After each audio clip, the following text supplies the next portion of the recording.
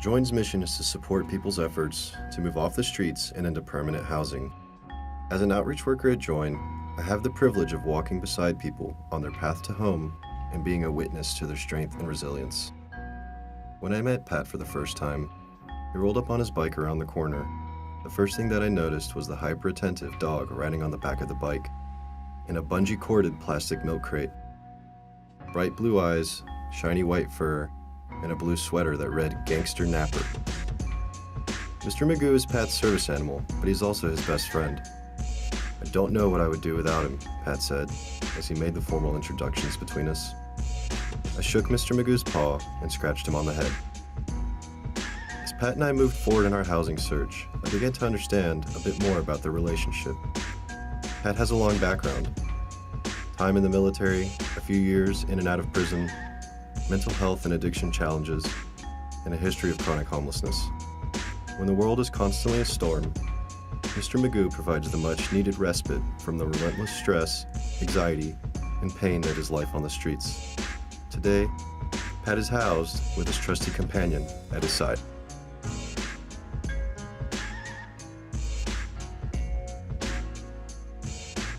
I met Lisa on the streets. She was cheery and polite, but I could tell she was deeply tired. Tired of life outside, tired of being taken advantage of, tired of living without peace. She worked the graveyard shift, sleeping on park benches, having to put herself in unsafe situations just to make it to the next day. Over the course of the next few weeks, we got to know each other, and she told me stories of her childhood, and I watched her eyes light up while she fondly recalled the past. She used to be so happy, and I knew that all she wanted was to feel a little bit of peace. Thanks to Lisa's strength, commitment, and unwavering resolution to find housing, she moved into her own apartment. Now, I watch her eyes light up as she plans for the future. She has peace, safety, and hope for the first time in a long time. Lisa reclaimed her life.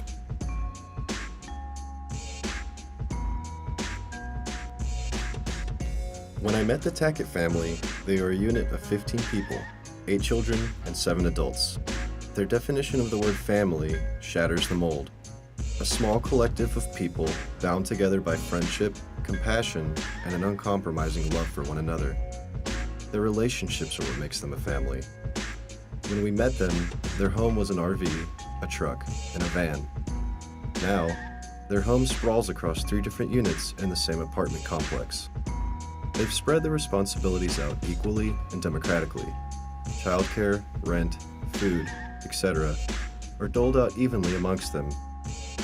Each unit containing all the essential, vital components that evoke feelings of familiarity, acceptance, comfort, and peace. This is what makes their home.